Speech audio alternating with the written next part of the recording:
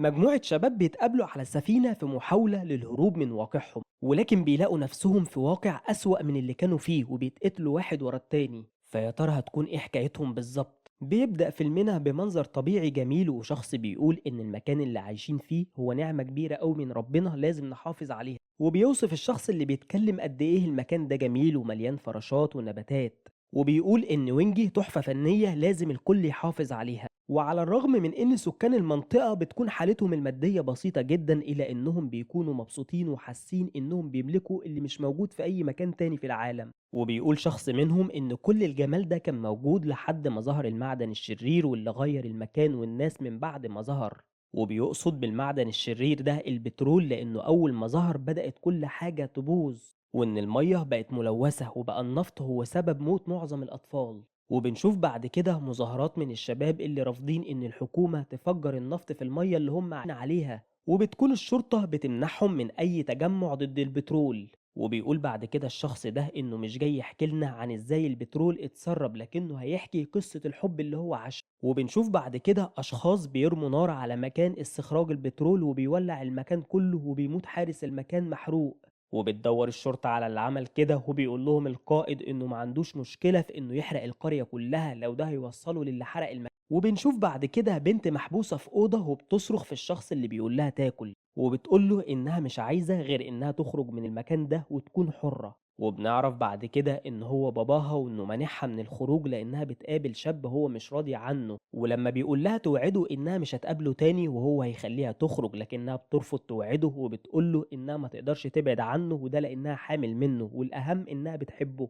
فبيرد عليها والدها بإنها كده بتجيب المشاكل لنفسها ولكل أسرتها وإن الطفل ده هيكون سبب في إن حياتها تتدمر. وبتقوله البنت دي واللي بنعرف إن اسمها أوين إن طفلها هيخليها فرحانة وإنه المفروض يكون مبسوط ويحبه لأنه جده وقريب جدا هيفرحوا بيه، لكنه بيرفض وبيطلب منها تنزل الطفل ده. وبنعرف بعد كده ان مشكلة ان البترول بيتسرب عامل مشاكل كتيرة جدا في حياة السكان، وده لان كل حاجة البترول بيوصلها بتبقى سامة. وبنشوف ام حزينة وهي بتسمع ان شركة النفط اللي قالت انها تمنع التسريب ده ما عملتش كده وانها حتى مش بتحاول وان شعب ناميبيا مش هيسكت على اللي بيحصل. وبتحضن الأم أولادها أولوتو وتينيكا وبتقول لهم إنهم لازم ينفذوا وعدهم ليها، وبنعرف إنهم رايحين لأوروبا علشان يعرفوا العالم مشكلتهم. وبعدها بنعرف إن والد أوين بيدور على الشاب اللي بنته بتحبه واللي بنعرف إن اسمه آبي، وبيروح آبي للمكان اللي أوين محبوسة فيه، وأول ما بتشوفه بتعرفه إن والدها عاوز يخليها تنزل الطفل. وبيوصل والدها في الوقت ده لبيت آبي وبيكسر في البيت وهو متعصب وبيهدد والدة آبي إنه هيقتل ابنها.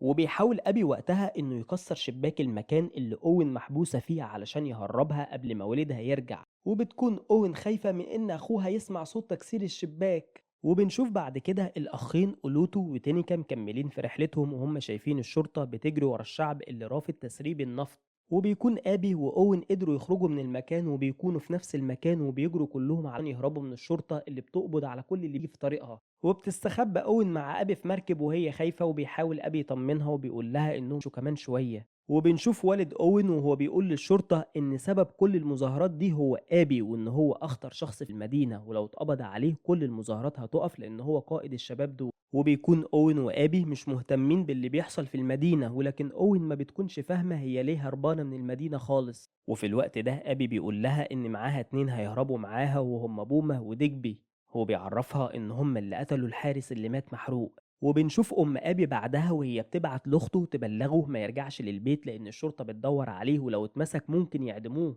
وبيكون الأخين أولوتو وتينيكا بيخططوا للهروب وما بيكونوش عاوزين ياخدوا معاهم حد في رحلتهم لأن ده ممكن يعطلهم. وبيضيع تليفون تينيكا وما بيعرفوش يوصلوا للقبطان اللي وعدهم إنه هيهربهم من البلد، وبيضطروا يقولوا لبومة وديجبي على سرهم لأنهم مش عارفين إزاي يوصلوا للقبطان.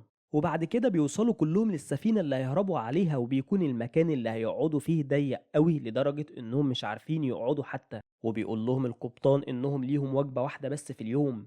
وبتبدأ السفينة تتحرك وبيكونوا كلهم فرحانين لأنهم هربوا من الشرطة، ولكن حكومة غانا بتوقف السفينة وبتحاصرها لأن البضايع اللي عليها متهربة. وبيحاول صاحبها يرشيهم لكنهم ما بيوافقوش وبيطلبوا منه وصولات البضايع وإلا مش هتتحرك السفينة. وبيبدأوا الركاب يقلقوا لأن السفينة ما بتتحركش، وبيكون الحل الوحيد هو إن شوية منهم يخرجوا من المكان اللي هم فيه ويشوفوا إيه اللي بيحصل، وإن الشوية الباقيين يفضلوا في مكانهم علشان ما يلفتوش النظر ليهم. وبيعملوا قرعة علشان يختاروا مين هيخرج ومين هيفضل في مكانه. وبيقع أول اختيار على تينيكا، ولكن أخوه بيكون رافض لأنه خايف عليه وبيتخانقوا مع بعض. لكن وقتها السفينة بتتحرك تاني، وده بيخليهم يلغوا فكرة إن حد فيهم يخرج من المكان. وبيحكوا لبعض حكاياتهم علشان يهونوا على بعض الوقت. ولما بيجي دور أوين في إنها بتقول لهم إن البيض كانوا بيستعبدوهم وكانوا بيربطوهم بالسلاسل، وإن كتير منهم كان بيرفض وكان بيرمي نفسه في المحيط. وبنرجع فلاش باك بعد كده لجدة أوين وهي بتحكي لها إن كل الأفاعي لعنة، وبتبتدي جدتها تحكي لها ليه أبوها رافض إنها ترتبط بأبي أو بأي حد غيره.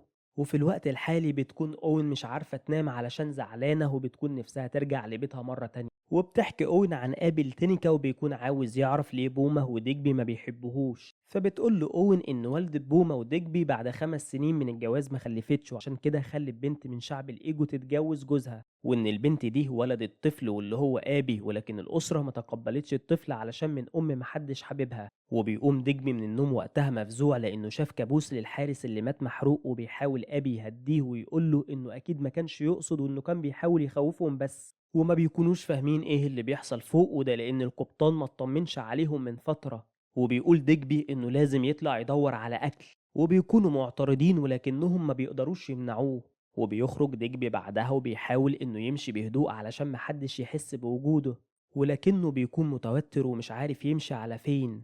هو بيطلع لفوق لحد ما بيوصل اخيرا لمطبخ السفينة، واول ما بيشوف الاكل بيبدأ ياكل بسرعة. لكن واحدة من اللي موجودين على السفينة بتشوفه وبتصرخ بصوت عالي، وبعدها بتشغل جهاز الإنذار. وبيتمسك ديجبي من حراس السفينة وبيتاخد لمالك السفينة. ولكن صاحب السفينة بيقوله إن شكله جعان وبيديه أكل علشان ياكل. وبيبدأ ديجبي ياكل فعلا، وده لأنه جعان جدا وما بيكونش قادر يقاوم الأكل. وبعد كده بنشوف أوين تعبانة جدا وما بيكونش آبي قادر يعمل لها أي حاجة، وبسبب خوفه عليها بيقرر إنه لازم يخرج من المكان اللي هم فيه، وبيكون عاوز يلاقي لها أدوية بأي طريقة. وعلى الرغم من رفض كل اللي موجودين إلا إنه بيكون مصر وبيقول لهم إنه بالمرة هيدور على ديجبي وهيرجعوا مع بعض. وبيخرج أبي بعدها وبيحاول يمشي في هدوء وما بيكونش عارف إنهم مسكوا ديجبي. وبنشوف صاحب السفينة بيعرف ديجبي بنفسه وبيقول له إن اسمه إيجور وإنه صاحب السفينة. ولما بيسأله إزاي وصل لهنا بيقول له ديجبي إنه دفع تمن العبور للقبطان اللي وصلهم للسفينة، وبيقول له إن اسمه بي. وبيفهم إيجور من كلامه إن في ناس كتيرة غيره موجودة على السفينة، وبيقنعه يعرفهم بمكانه وهو هيساعدهم. وبيقول له إن هو هيقدم لهم أكل زي ما عمل معاه. وفعلا بياخدوا لمكانهم وبيطمنهم إنه مش هيأذيهم. وبيقول لهم إيجور يسمعوا كلام صاحبهم ويقعدوا، وبعدين بيسألهم كلهم إزاي وصلوا لسفينته، وكلهم بيحكوا نفس القصة اللي قالها ديجبي. ولكن لما إيجور بيتصل بالقبطان بينكر إنه يعرفهم، وبيقول له إنه أكيد حد قال لهم عشان يوقع ما بينهم. وبيقول لهم إيجور في الوقت ده إن القبطان أنكر إنه يعرفهم، وإنه ممكن يكونوا جواسيس وحد بعتهم علشان ينقلوا أخباره. ووقتها بيبدأوا كلهم يتهموا بعض وصوتهم بيعلى، والحراس بيكونوا واقفين بيتفرجوا عليهم، وكل واحد منهم بيتهم التاني إن هو الجاسوس. وفجأة ومن غير تحذير بيقتل واحد من الحراس ديجبي وسط صدمة من كل اللي موجودين وانهيار من أوين. وبينقلهم الحراس بعدها لمكان تاني، وبيكونوا كلهم زعلانين على ديجبي، وأوين ما بتكونش عارفة مكان آبي. وبتمشي مرات إيجور وبتسيبه ده لأنها شافته وهو بيقتل ديجبي، وبتقوله إنهم ما عملوش أي حاجة وما كانش فيه أي خطر منهم. وبتوصل الشرطة بعدها للسفينة علشان يفتشوها، وواحد منهم بيشوف أوين والباقي مكتفين. وبيبلغ القائد بتاعه إنه شاف حاجة غريبة. وبيدخل إيجور على قائد الشرطة اللي ما بيرضاش يسلم عليه، وبيقوله إنه بقى يخطف ويقتل ويعذب، وده مش ممكن يعدي بالفلوس زي كل مرة. ولكن بيقدر إيجور في النهاية يرشيه وبيقنعه إنه يسيبهم ويمشي. وبتحاول أون والباقي يترجوه ياخدهم معاه من السفينة، ولكنه ما بيكونش مهتم بكلامهم. وبيقدر بوما بعدها إنه يمسك أخت إيجور وبيهدده إنه لو ما سابهمش يمشوا هيقتلها. ولكن إيجور ما بيكونش خايف ومقتنع إنه مش هيقدر يعمل كده. ووقتها بيضرب واحد من رجالة إيجور النار على بوما، ولكن الرصاص بيجي في أخت إيجور وبيكون جدا عليها. وبنشوفه بعدها وهو بيهدد بوما بإنه يقتله، وبيقول له إن اللي قتلها كانت صغيرة وهي كانت أقرب شخص. وبعدها الحراس بيشوفوا جثة بوما واللي بيكون إيجور قطعها وهو عايش لحد ما مات، وعذبه بطريقة وحشية لدرجة إن الحراس ما قدروش يتمنظر. وعند أبي بيكون لسه بيحاول يهرب منهم وبيشوفوا واحد من الحراس ولكنه بيقدر يستخبى وبيطلع لأعلى مكان في السفينة، وبنشوفه مستخبي منهم هناك، وده لأنه بيبقى خايف يقتلوه زي ما شافهم وهم بيقتلوا ديجبي. وبنروح بعد كده لأوضة الغسيل، وده المكان اللي بيكونوا حابسين فيه أوين والباقي، وبيكون باين على أوين التعب وكلهم بيكون واضح عليهم الحزن والخوف. وبياخد الحراس الأخين أولتو وتينيكا وبيخرجوهم من مكانهم، وبيبدأ إيجور يسألهم مين اللي بعتهم للسفينة، وده لأنه كان شايف إنهم أكيد الجواسيس، فبينكروا وبيقولوا إن مفيش حد بعتهم، ولكن برضه ما بيدقهمش وبيفضل يضرب فيهم لحد ما تينيكا بينهار. وفي الوقت ده إيجور بيقول لهم إنه مصدقهم، لكن لو عاوزين يفضلوا عايشين لازم حد منهم يقتل التاني. وبيوافق تينيكا وبيقول لاخوه انه عاوز يعيش وبيعتذر له وبيقول له انه لازم يقتله على. وبيدخل واحد من الحراس في الوقت ده للمكان اللي موجود فيه ابي وبيبدأ يضرب فيه لحد ما بيشوف ابي سكينة وبيقدر يقتله. وبيحاول تينيكا انه يقتل اخوه ولكنه ما بيقدرش يعمل كده، ولما بتقع السكينة في اخوه بيرفض هو كمان انه يقتله، وبيقعد على ركبته وبيقول لتينيكا يقتله لان هو اخوه وهو حابب انه عايش، لكن طبعا الاخ ما بيقدرش يعمل كده. ولكن إيجور وقتها بيقول لهم إن يا إما واحد منهم يموت يا يتقتلوا هما الاتنين، وبيقتل تينيكا وقتها نفسه وبيضحي بحياته على أخوه يعيش. وبيضرب إيجور بعدها قلته بالنار في رجله وبيقول له إنه دلوقتي حر ولو عاوز يرجع. وبنشوف آبي بعد ما بيوصل لمكان أوين وبيحاول إنه يدخل لكن بيعرفش يفتح الباب. وبيدخل الحراس وقتها على أوين فبيضطر إنه يهرب قبل يشوفوه.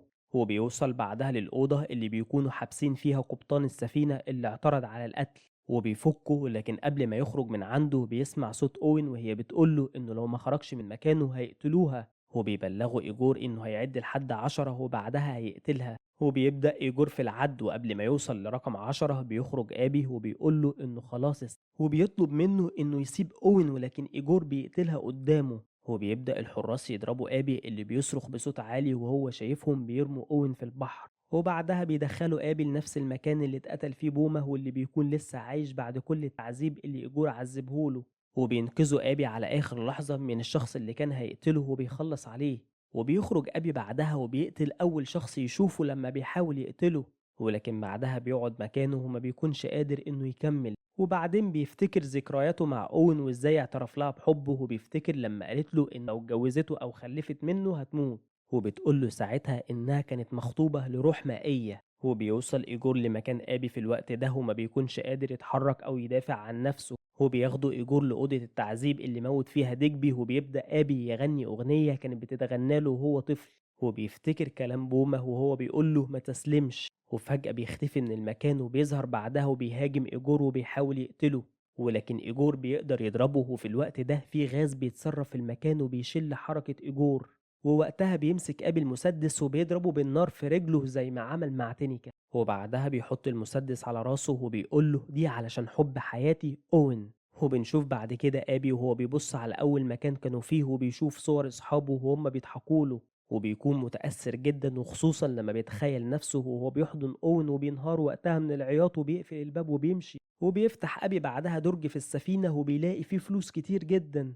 وبعدها بنشوفه وهو راجع ناميبيا وبيدخل لوالدته اللي بتكون مبسوطة ومش مصدقة إنه رجع أخيرا. وبيروح أبي بعدها لعائلات أصحابه وبيبدأ يوزع عليهم الفلوس السفينة. وبنشوفه بعد كده في بيت أولتو تينيكا وبيقول لوالدتهم إنهم ماتوا، لكنه بيتفاجئ بإن تينيكا لسه عايش ولكن رجله بتكون اتقطعت، وبيحكي له تينيكا إزاي عاش وليه رجليه اتقطعت.